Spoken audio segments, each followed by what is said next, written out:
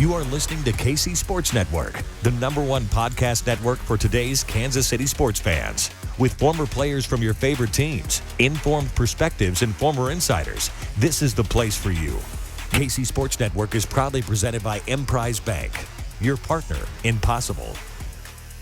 What is up? Welcome into Mizzou That's Who here on the Kansas City Sports Network. I am one of your wonderful co-hosts, Tucker Franklin, joined as always by Gabe DeArmond and Maggie Johnson. Mizzou coming off a tough loss at home. I think I saw it described as heartbreaking by some people. Not me. I wouldn't have necessarily said heartbreaking. It's one of those where you're playing with house money against the #1 team in the country. With the Georgia Bulldogs. Close game all the way through. Mizzou had a lead in the fourth quarter. Had a lead with, I can't remember necessarily the timing of it, but I mean, they had a lead late in that game.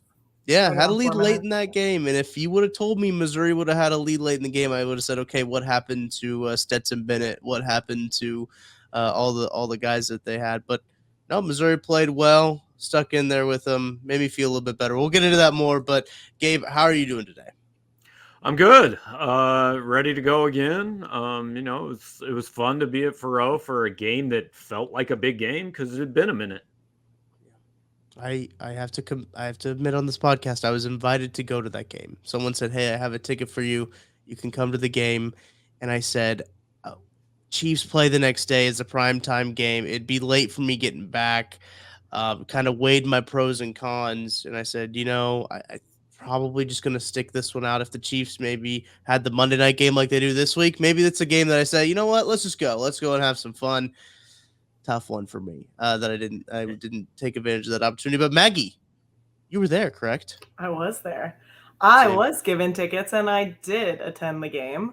And it was amazing. It is the best I've seen Fro look. I mean, some people were saying the Texas A&M game. I'd honestly maybe even go back to the 2010 OU game is what I would maybe compare it to. And I mean, I was tweeting all week. I was like, get your butts to Faroe Field. There's no reason. And it's like, I understood we just we're heartbroken. Auburn was more heartbreaking for me because we had that game won against the team that we are better than. That one was a little, I used the word deflating. I felt more deflated after this win. And it was just like, because we were up, and you were so excited. And then couple things happen and then you're down, and I don't know. It's hard, but it's exciting to see them moving in a positive direction because I think that's probably the takeaway of the week for me. I think so too. That was a game that really no expectations for Mizzou coming in, right? I mean, we recorded a whole podcast and didn't even focus on that game because we said, okay, Mizzou's 29-point dogs. It's not going to be close. They came out, they played really well on the defensive side of the ball. For me, though, I've turned into a pessimist again just because a couple times, you take a couple shots, then you get a little shy is basically kind of what I like to describe. And I never really thought Mizzou was going to win that game. I always thought that something was going to happen, that Georgia was going to come out. Georgia is much like Alabama where they can turn it on when they need to. You saw Alabama do that in the Arkansas game when that game got close. Alabama was just like, okay, we're going to score touchdowns now. And that's what happened with Georgia. So, Gabe, I'm kind of curious to, your thoughts of, what was the feeling like, from the press box of, was this game ever, did you ever feel like Mizzou was going to win that game, or did it always feel like Georgia was going to kind of figure it out and find a way to win? Yeah, late second quarter, when Cody Schrader runs for 63 yards and gets caught on the 6-inch line. And by the way, credit to whoever the Georgia dude was who chased him down, because a lot of guys don't do that, right? Chased him down on the 6-inch line, and they got a full start on the next play. And I said then, I'm like, that feels like something that we're going to remember. Because at 20-3, if it's 20-3, Georgia has to be pretty close to perfect because that's a 3-score game. At 16-3, they're going, hey, we're still 2 plays. We need 6 minutes to do this. It's not that big a deal. Then when Missouri came out and traded punches a little bit with them in the third quarter, I mean, when they're up, 19-9, started thinking, there's a shot here, right? I will admit to, during the third quarter, DMing and texting with the general manager at Harpo's and saying, Yo, Chase said he was going to pay for the tab, and I'd like to do our post-game show from down there. Is it doable? And they were going to give me a DJ booth. I was going to set up there. If Missouri won, I said, obviously, we'll wait and see. But if they hang on, I'll text you when I'm on my way. And we had it set up. Appreciate them, thinking about it, doing it. But they kind of hit a wall. And there was never a point in the second half where I felt like this is going Missouri's way. It just kind of seemed like you just kept looking up at the clock going, can it go any faster? And it wasn't going to work. No, first off, shout out to Chase Daniel and Big Cat, because that was pretty awesome. It's pretty awesome that he sent the $2,000 anyways. Big Cat did. So shout out to him. Doubt he's listening, but if you want to listen. I don't know. I've heard he's a big Mizzou That's Who fan. So that was really awesome. I also, around the second, was feeling out of the box, like out of myself positive a little bit. People kept messaging me because I have a pretty wide range of followers from different fan bases on Twitter. And they're all like, oh my gosh, Maggie's probably freaking out. What's happening in Columbia? Like all of these things. And I'm just like, stop talking to me. It's so early in this game. And I was, because I've seen so much heartbreak. And then you're right, Gabe. There were just things that started happening, like the hands to the face call. And, I'm pretty sure the no call on Burden's pass interference, I think, was in the third. I don't remember if that was the second or the third. I think that was in the third because that's the direction they were going. Yeah. Yes, and everything just kept kind of seeming like, okay, that is not working in our favor. And then we just started letting them move the ball fast. So then when we got down, they scored. Even when they scored and we had 4 minutes left. And then it just started looking like a different team that had been playing. We did 3. We have 4 minutes left. We're on, the 35? I'm like, why are we not? Yeah. Oh, 25. I'm sorry. Why are we not running the ball and taking some time off the clock, playing a 6-yard at a time thing and to get down the field? It just felt weird. It felt like we were setting ourselves up to lose. And after Georgia scored that touchdown, this is something I didn't like either. Fans just started up the aisles. You saw them go. And I'm like, there's still 4 minutes left in this game. Like, I wouldn't have left at that point, but I also had no expectation. That game was over.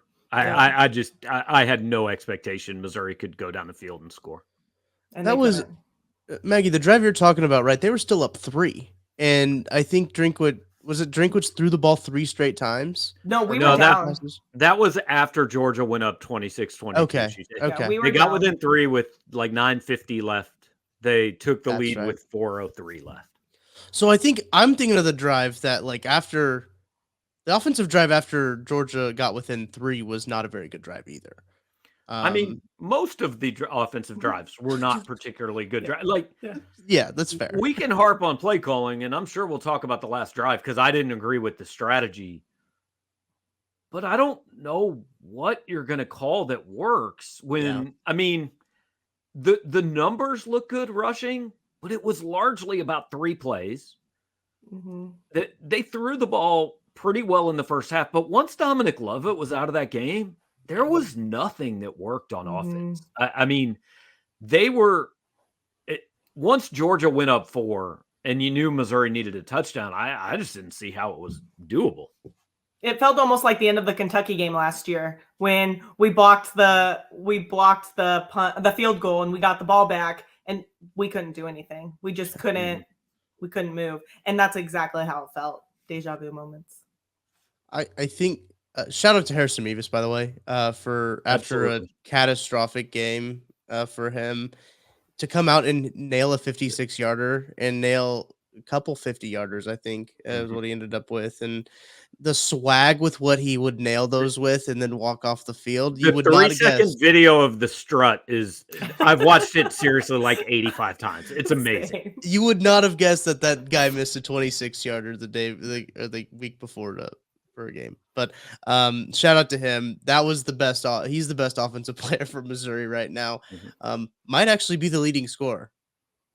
I saw somewhere that I saw somewhere that in this game, he outscored Oregon and South Carolina's points combined against Georgia. I mean, he was leading Georgia when the fourth quarter started. He was ahead of Georgia 16-12 at the start of the fourth quarter. Yeah. There's not a lot of college kickers. I spend a lot of time watching college football. My girlfriend Tara even mentioned, she's like, the kickers in college football aren't as good as they are in the NFL. And I was like, no. Like neither, by the way, is any other position. Right. Yes. Like, this isn't as good as football as the NFL. And I said, no, it's not. So why do you watch it? But it's better than like Blue Valley, Yeah. Yeah. It's like the best of high school players. But the NFL is the best of the college players.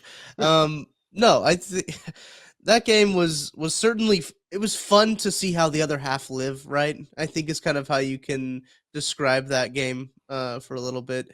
People got upset at me because I tweeted out something like, man, this drive has Georgia touchdown written all over it. And it was Missouri was still up 10 and they gave the ball right back without getting a field goal. And I was just like, this has Georgia touchdown written all over it. People were like, oh, stop being so negative. It'll be okay. But then when I tweet something positive, they're just like, hey, don't you remember? Don't you remember who you were a fan of? It's just like, I can't win. Be a realist. I know. Yeah. But I mean, that's what good teams do. You know, right. I mean, good teams win that game by playing 6 good minutes. And bad teams talk about how they were 2 plays away from winning that game. I mean, that's the difference between being where Georgia is and not being where Georgia is at this point. And, you know, watching that game too, it's like good teams versus bad teams, yes, but I wouldn't call us like bad because I don't think that's fair to the defense. To be perfectly honest with you, we can say that we're 50% bad or whatever we want to say, but that defense deserves we're a good half team. The defense deserves a lot of credit, and I would not be able to sleep at night if I was like, our defense is bad. They don't deserve that. Yeah, no, that was the first time this season I came away from a game saying, oh, wait, this defense is actually good. Mm-hmm. Like, because I wasn't sure through the first 4 games. I think it's actually a good defense. I think also Stetson Bennett was bad in that game. Yeah, like, I mean, he had some open guy. He had opportunities, and it was really, there were at least 5 or 6 times where I just said, how's he not make that throw? Well, his receivers bailed him out a lot in the fourth, too. They made some great catches. Those tight ends are special. They're monsters. And, I mean, without them, if he's throwing to regular tight ends or whatever, I mean, they probably don't win that game. But they made some amazing catches. I was in the stands for the Brock Bowers catch. And I went, did he catch that? This because like it was such a good catch, and it was super far away from where I was, but no, they're monsters. Was it Bowers or was it Darnell Washington where that he caught the ball at the same time as hitting? It was a Chris Abrams drain that hit him at the same time, and Chris Abrams drain went 5 yards backwards, like after hitting him, and like to Chris Abrams drain credit, Darnell Washington went backwards too, which is very hard to do. But I mean, he just went flying out of like the frame. But yeah, early on in the game too, the wide receivers dropped a lot of balls. I think they had that one wide receiver that had like a buffed punt or something. McConkey dropped one. He dropped one, and there was a couple times where the defense was a little bailed out by some of the decision making. Number one of Stetson Bennett, and just the lack of execution by the wide receivers. The fumble, the fumble that was recovered by Mizzou's defense, that was Stetson Bennett's fault. I've never really thought Stetson Bennett's that great of a quarterback. Jordan Palmer was like trying to convince everybody that Stetson Bennett's like a Heisman Trophy winner. And I just never have seen that. He's going to sell used cars in Athens when he's done. He's not going to be an like NFL he could win the Heisman because, and I say this as someone who votes for it, most of the people who vote for it just vote for the quarterback of the best team. So it's not, nobody votes for the best player. But I mean, look, he won a national title, but quarterback wins are the dumbest stat ever. Like there's 22 guys out there. Nobody keeps track of the defensive ends record. It doesn't make any sense. I mean, you've got to, quarterback play was not the difference in that game. No, on Saturday. I don't really know what was, except just a couple, like Georgia made a couple plays and Missouri just failed to make a couple at the wrong time. Yeah. And I think that So going back to the defense, I will still want to talk about the defense here. This team seemed like a different team than it did in the first 4 weeks. This a defense that Blake Baker was probably cooking some stuff up. They saw some stunts too that got some of these guys. Tyron Hopper had a couple free runs at Stetson Bennett. I really liked what I saw from the front seven. The front seven's nasty, I think. The defensive ends were playing very well. Man, I don't think you could be happier with the performance than when you get the number one team in the country and then you basically have the lead on them the whole game. Yeah, they come up over the top or like they end up winning the game. But, you hold them like that the whole game. I don't think you can be very upset, especially when you talk about where you came from, where this defense came from even a year ago to even a week ago. Like this defense has taken some big steps in the time that Blake Baker's taken it over. Yeah, he deserves. I called it kind of an audition for a head coaching job. I mean, he's done a hell of a job, and that defensive line. I mean, from the jump, Christian Williams on the second play of the game was in the backfield. Trajan Jeffcoat and Isaiah McGuire, I thought were all over the place. I thought Tyron Hopper was the best player in the game, which is saying something when you're playing Georgia. But we were down on the field because we always go down there to see what recruits are there and just kind of check out, who's dressed, who's not dressed, all that. My guy Gerard Hamilton was standing there, and here comes God, now I can't think of his name, but Jalen Carter, just kind of like wandering through Missouri stretch lines and stuff. And Jaden Jernigan and Darius Robinson got in his face, and they're yelling at each other. He tweeted out video of it and stuff. They had to take Carter back to the Georgia locker room. These guys, and like we were all talking on the sideline, and we're like, "Yo, don't poke the bear, man!" Like, I know you can't just let them walk through your huddle and all that. So make a point. But A, what the hell is Jalen Carter doing? But B, also like, don't make them mad. But I think that actually fired Missouri up because they came out and it wasn't just they were stopping guys, but I mean they were all over the place defensively. They looked faster and more athletic than they've looked in any other game this year. They didn't have anything to lose, and I think a lot of the times when you play like that, I mean you're gonna at least. You're going to make a statement. Honestly, like that crowd had to have played a role. Yes. They were pumped the entire sideline. I saw Cody Schrader up on benches jumping during the defense. Like, I mean, it was amazing. And there's no way that they didn't feed off of that energy. I mean, it was just great. Yeah. You could tell on the TV broadcast that Fro was rocking, and something they hadn't seen like that in a long time, which is really great to see that happen.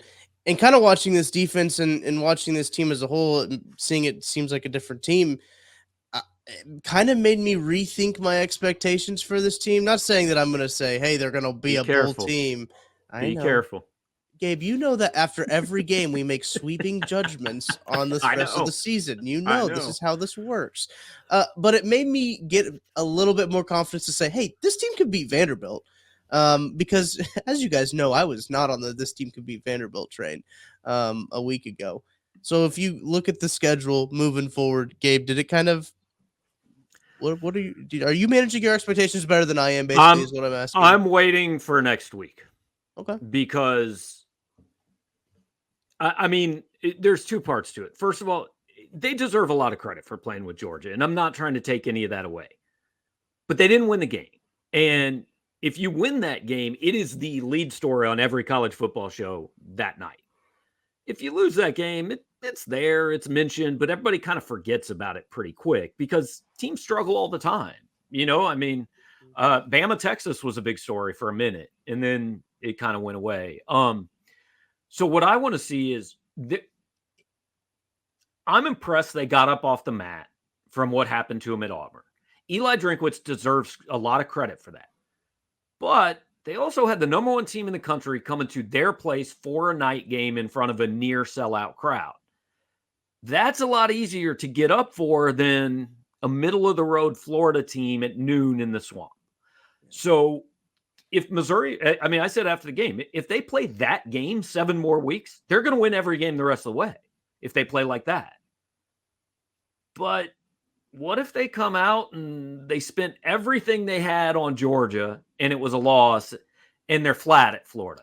And I don't think that's out of the question. Like this team now, as hard as it was to get up off the mat after Auburn, now they got to do it again. Yeah. And that's tough. And it's what we talk about every week. Like, last week doesn't impact next week. If you play that way, it raised what I think the ceiling is for this team, but we've still seen the ceiling of this team once and the floor 3 times. So you got to prove you're that team more than you're the other one. And we struggle at winning away games. Let's just call a spade. Let's just call a spade a spade. So it doesn't, make things any better. But I do want to say, and obviously we did lose that game and it sucked, but all I kept thinking about was, gosh, that would have been so cool to win that game with Samuel Mpemba in town. Like, it would have been so cool to win that game after Oklahoma just lost by 30 and there's major recruits from the state of Missouri committed to Oklahoma. Like, it just, it was more of like less about so much winning the game because we went into it knowing we probably wouldn't, but so many other pieces that come with winning a game was what I was kind of like thinking about after that game. It was less about the win column and more about kind of, because if you win that game, that's the kind of game that gets people to come back, right? Yeah. That say, man, I went to that and that was really fun. And I'm not saying there are people that say, well, I went and it was awesome, but they lost, so screw it, I'm never going back. That's not it. But a win could be season changing, maybe program changing. An almost win, maybe it can be. Yeah. I don't know. But again, I got to see what they do the next couple weeks before I'm convinced of it. Well, let's talk about that. There were some big accounts on Twitter that were messaging me and just solely based off of this game being like, I want to go to a game at Missouri. Big Game Boomer is one of them. They're like, it looked so great that they want to come to a game, and it would just, how amazing would it be if we could do that? And how many more extra wins would we get if we could do that? Right. Yeah, just like a regular game. Yeah. Right. I don't know. Looking at the schedule here, going into this year, we knew they had a lot of road games, a lot of tough road games too at Florida, as we mentioned. Then they have the bye week. They have host Vanderbilt, then have to go to South Carolina. They get Kentucky at home, then have to go to Tennessee. The Tennessee, South Carolina, and Florida games are all very tough road games.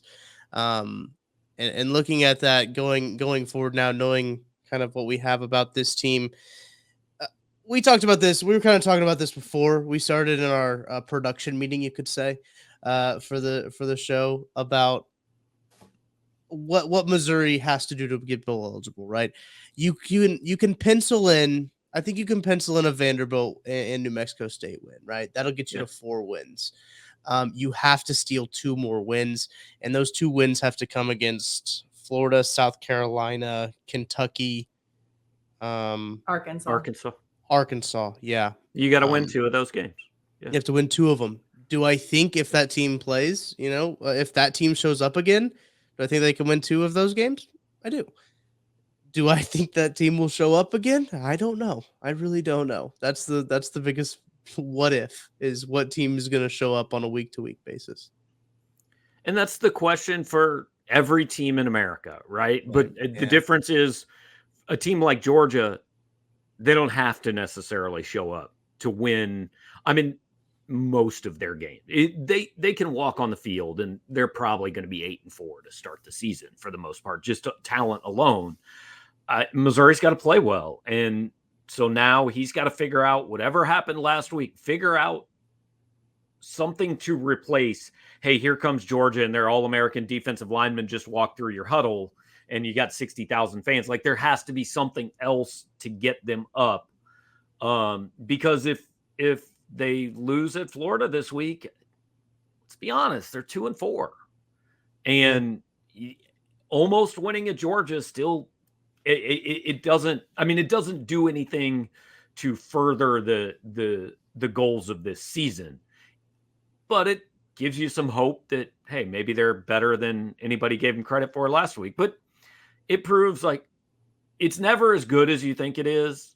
But also, all the should we fire Eli Drinkwitz 12 minutes after the Georgia game ends talk a week ago, I mean, we said all along, they weren't as bad as they looked at Kansas State. And they probably aren't consistently as good as they looked Saturday.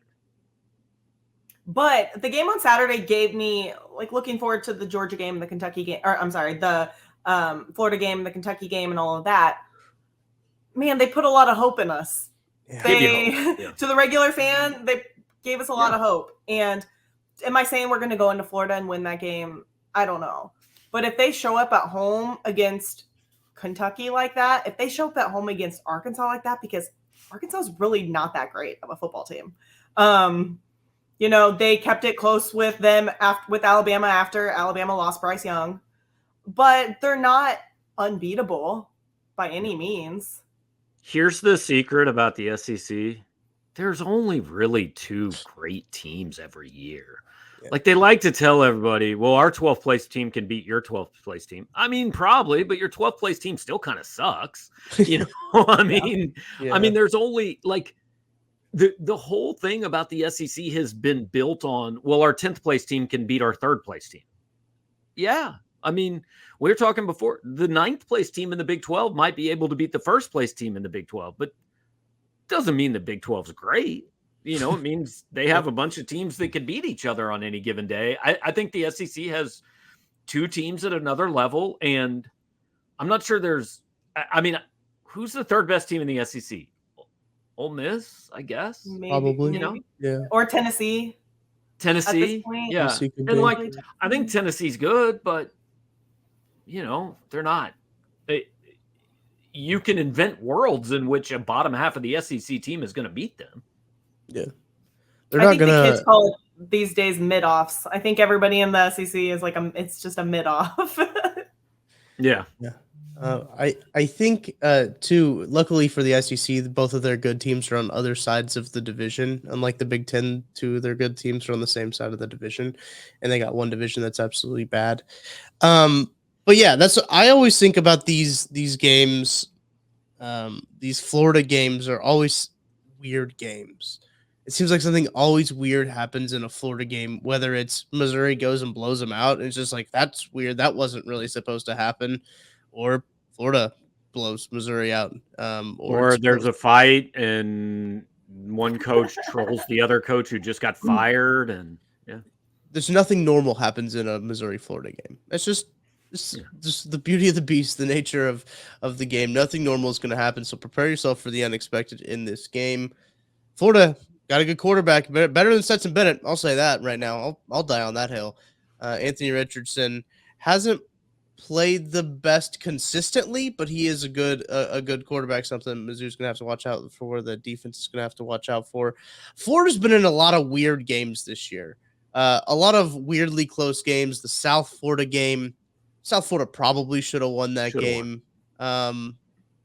Utah probably should have won that game too against Florida. Cam, it was close. Cam Rising, is that his name? It makes a better decision like he usually does, and I think that they win that game. But nevertheless, Missouri goes to the Swamp, as you mentioned, Gabe. 11 a.m. kickoff. That's gonna be interesting. This game right here. It's the best time to go there. I've been to a noon game at the Swamp, and it's dead. I mean, there's a lot of empty seats, and this is not a game Florida fans are going to be up for. You should have every opportunity to go in there and play well. But again, man, I don't know. They're 20-year-old kids. Who knows what they're going to, they probably don't know what they're having for dinner, much less if they're going to play well next Saturday. I feel like I keep seeing all these tweets from Mizzou players that we hadn't really seen early in the season. And it really just seems like there's just a different vibe now. I think after that Auburn game, they just feel different. I don't know. Maybe they just weren't posting about it. Maybe someone was like, you need to post about how close you guys are to each other. I don't know. Because everyone's freaking out. But I mean, I just feel like there's so much more like connectivity between a lot of these players now. And I just think they're dying for one. I really do. I think we have a bunch of competitors on our team. I think Hopper wants to go into Florida and, do the thing. He got a lot of crap for leaving. He got a lot of crap for leaving Florida to go to Missouri. A program historically not as good, but while in the SEC, just as good. So, good point. I mean, I would love to go up a game on Florida. I would love to end this game on Saturday and be like, Well, we have a winning record against Florida, right? I would love to do that. Nice. Here's the thing to me, like Barrett Bannister said on Saturday night, he said, the water, it keeps building up and eventually the dam's going to break and you're going to get one of these.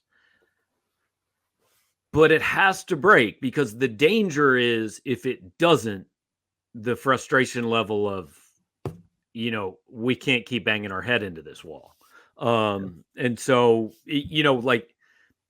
I think they've gone in 4 weeks. They've gone from a team that forgot to show up to a team that lost on the last play to a team that lost late to an actual good team.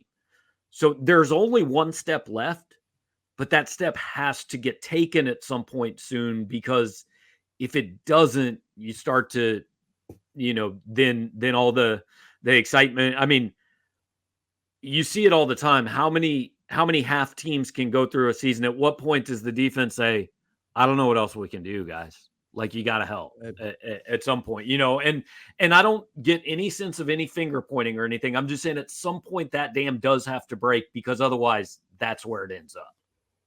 Your best offensive player can't be a kicker. We can point the fingers because we're not players, but well, I mean, if we know why we're not winning games, you know which half of the team is the issue. There's no question. Right. I think Ray Charles could figure that out. What side of the football it is, but no, I would just love to see some points be scored, and I think you're gonna have to score some points, obviously, to win. Hot take by me. Wow. Watch out. You have to score some points to win. I feel like they're going to have to win games 24-20. Yeah. I don't know that they can go out and beat anybody in this league 38-35, except maybe Vandy. I also would like to point out that last week we talked about that Georgia game, and I did say lots of weird things happen in those Georgia games, and I talked about all the weird ones. So I will tell you one thing too. I was probably around the middle of the third. I was getting okay. I wasn't like super optimistic, but I was already planning out tweets that I was going to post in my head if we won that game. And a lot of them was going to be not yelling, but tweeting at Mizzou fans that sold their tickets, and things like that. So, but I mean, hey, if you can make $500 and avoid thinking you're going to see your team get beat 48-7, and I understand the thinking of it, but I just kind of wanted, the field to get rushed and stuff while people were, sold their I was planning to go down on the field to kind of be able to get the reaction and all that. It would have been cool. It feels like you were talking about at the beginning. It just feels like a missed opportunity to me. Yeah. You're not in that position a lot. Mm-hmm. And that's what Drinkwitz's conversation. Jordan Rodgers was like in the broadcast. I guess he was in the locker room, and they did the thing where they did with RG3, where they ran him out with the team. I don't know if you guys saw that. Very, very odd. And then they started like calling the game just on the sidelines. Like everyone who was like on the broadcast was just like standing on the sidelines. I was like, how are they calling this game right now? But anyway, they must have had like a monitor or something. He said that Drinkwitz's conversation to the team was just about how this is opportunity right here. Like this is an opportunity to take and kind of run with it. And I think that that's kind of what they did. They had an opportunity. They didn't quite take advantage of it, but they made me feel a little bit better about them. They made me feel a little bit better about the outlook moving forward. I looked up the line for this game from our friends at DraftKings, -11 in favor of Florida at home. It opened at 10. That's yeah. So it's pushed up to 11. Am I wrong in thinking that I feel like that's a little high? I mean, I've predicted every game pretty much wrong. So who am I to ask, to be quite honest? I thought it would be closer to 8. It seems a little high, but like they don't build the big shiny buildings with all the lights because they're wrong all the time. It's true. Well, they were wrong last week, so. They were wrong last week. By a lot. Wrong by a lot last week. I mean, I don't know. 9 out of 10 times they might be right, but they weren't right. Well, and like a line's not a prediction. It's what can we get people to bet on both sides of so we don't lose any money. So it's not necessarily saying, hey, we think Florida is going to win by 10. It's, hey, we think enough people will think Florida will lose by 10, and the same number will think Missouri will lose by less than, or win by 10. And the same number will think Missouri will lose by less than 10, and we'll take the juice and build more buildings. So I'm curious to your guys' thoughts on this. Does Missouri have to win this game for you to feel good about them moving forward for the rest of the season? Is this a must win? What do you mean feel good? Like to play in a bowl game, or just to think it's going the right direction? I think to feel good about the direction of the program. They don't have to win this one necessarily, but like they've got to find one or two of those that you were talking. I mean, I said at the beginning of the season they've got to have a winning record for me to feel good. Yeah. Now, could they end up 6-6 and you feel okay? Yeah, but I still think at the end of the year, if you're 6-6, you'll kind of look back and go, Auburn, man, what happened? Georgia. Yeah, and maybe Georgia. So, yeah, they've got to come out and close the deal on one of these. And beating Florida is not the same as beating Georgia, but it would still make people take notice a little bit. Yeah, I agree. I think they need to get the road win. And I think that's what it's not a must win, but if we're going to steal a road win, I find it more likely that it's going to be at Florida. I mean, it could possibly be at South Carolina. Like, I won't count that one out because, we won there 2 years ago and whatnot, but I don't think it's unwinnable, and Drink needs to go out there and get the road win. And if he can get that road win, there's going to be a lot of people off of the fire Drink train and more on like, you're right. Like, okay, now we believe, like, let's finish the season strong and get into next year. I think there'll be a lot of people that'll feel that way. I think if they win this game, there's a decent chance they're going to be 5-3 at the end of the month. Because, you got Vandy, you're at South Carolina. Yeah. Those are, so if they're sitting 5-3, they played well 4 weeks in a row, and one of those was a close loss to the number one team in the country, then I think there's going to be a lot of, hang on, we got something going here. But again, we do this every week where we just project the next 17 years based on what we just saw, and it usually ends up looking stupid. It's how college football works. Maggie, do you have any Twitter questions before we head out of here? Yeah, so actually that was kind of one. It led a little bit. So it was at Mizzou Mike 03. What makes this season a success? Does making a bowl make it a success? Does winning a road game make it a success? Multiple road games?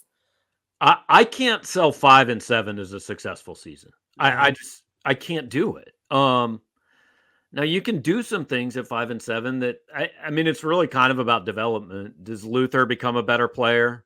Because like low key guy, all the drama last week, it's not. The fact is he's got to be better, and it's a process. But everybody's out here screaming at the coach, and I'm not sure that's accurate. But is Luther a better player? Do you have a quarterback? Whoever that quarterback might be, by the end of the season, do you feel like you have a quarterback? So you can see some things that you feel good, but bare minimum for me, this team's got to be in a bowl game to feel like you're going the right direction. I think it's a bowl game and a bowl win. I haven't had a bowl win in feels like forever. What was the last bowl win? It's been a bit like 2014. 2014, I think. Against Minnesota in the Citrus Bowl, I think. Yeah, I think that's right.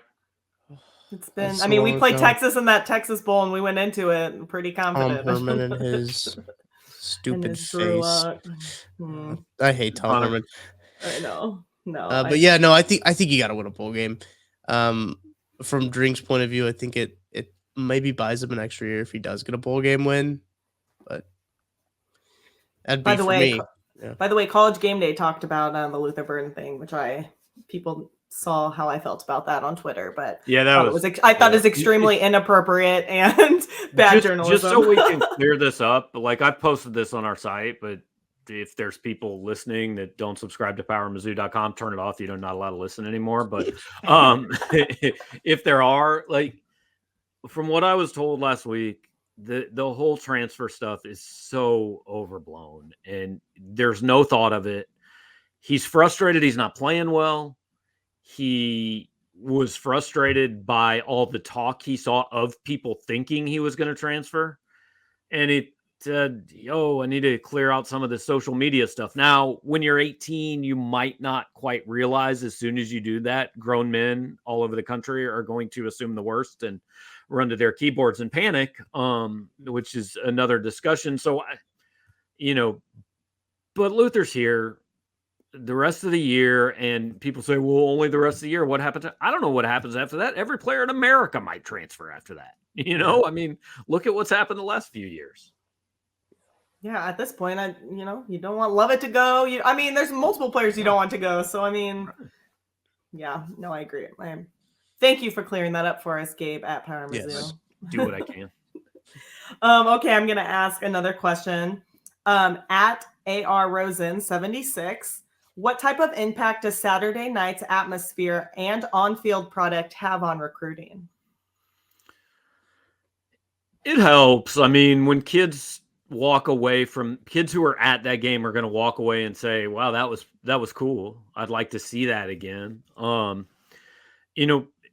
Always when you have kids in on visits, there are programs that have all their visitors in during the season. Ohio State does it. Nebraska does it because they can bring them in and show them 85,000, 90,000 people in the stadium. And oh my God, Missouri tends to have its recruits in December because they can sell, hey, we're going to give you all this one-on-one attention. And let's be honest, most game days at Faroe, if they visit for a Mizzou game and then they go visit Tennessee and Auburn and somewhere else, you put your best foot forward with what you sell. So having a night like that definitely helps. But I think the key for Missouri is, what do you do at 3:00 on October 15th when Vanderbilt's in town? I know it's homecoming, so there'll be a decent number of people.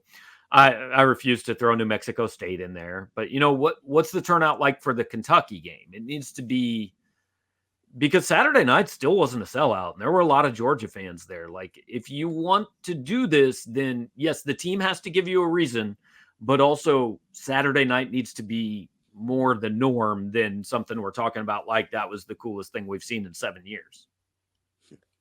Yeah, I agree. By the way, just for our listeners, don't show up to Fro on October 15th because we don't have a game. We play Vanderbilt on October 22nd, so please show up for homecoming. Please show up for homecoming then. Okay, so this is the last question. Show up on October 15th if you want. If you want to hang out, check out the stadium. But speaking of recruits, though, by the way, is good. We had some great basketball recruits in town this weekend, right? Wasn't that was? that the madness. Basketball thing was cool on Friday night. That was really cool. I kept getting videos and smart. It was smart to put it there because when they put it at Mizzou Arena, 2,000 people on the quad looks a lot better than 2,000 people in Mizzou Arena. Yeah, and the laser show was awesome. So shout out to Mizzou basketball for men's and women's was there too. Is correct? Yeah. Shout out to both of them. That looked like it was really cool. So. Here's the last question. It's just a personal question, but I thought it was kind of fun. So at MIZ_CFIN,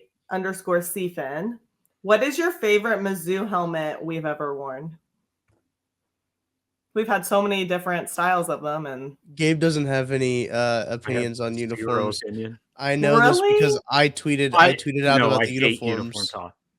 Oh my gosh, he hates it. The helmets is a very helmets are a very popular conversation in my Mizzou group chats. Because wear pink jerseys and tutus, and if you go 11-1, everybody's gonna love it.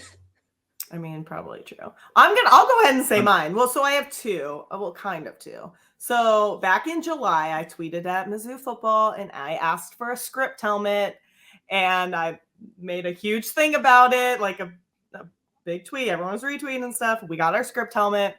It wasn't my favorite script helmet that we could have possibly done.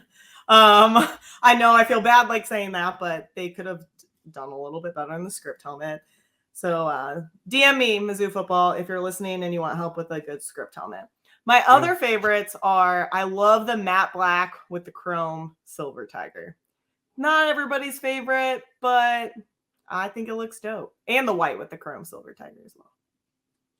I'm a big fan. I know a lot of people like the Block M. That's just a classic, the Block M. People were upset when they went to the Tiger, but I like the Tiger on the side of the helmet. Or you go all the way back with the giant tiger on the yellow helmet. That was it was obnoxious. No, I like they wore those at Alabama. Ones I like. Those are the chrome ones I like. The bigger tiger. Yeah. I don't really like the oval tiger, but also the sailor ones. The sailor tiger. That's Liberty Bowl. They've had a lot of helmets. Yeah, the Liberty Bowl one. Well, that's why somebody asked it, because they were like, we've had so many helmets, and they really did want Gabe and Tucker's opinion. And I guess Gabe's not going to give it, and I'm sorry. I'll say this. The only uniforms that I remember thinking those are really cool. I like the Stormtrooper uniforms they were. I think it was against BYU maybe at Arrowhead. The all white. Those are cool.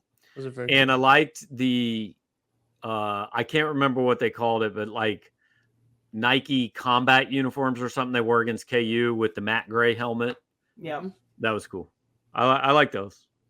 But there you go, Cole. Answer. You got. I like it when they wear. Answer for you. I like it when they wear uniforms that don't have like all the school colors or the right colors, because people get really mad about it, and I enjoy that. So that's there you go. I would go for like coming out in like red and gray one time just to throw people off.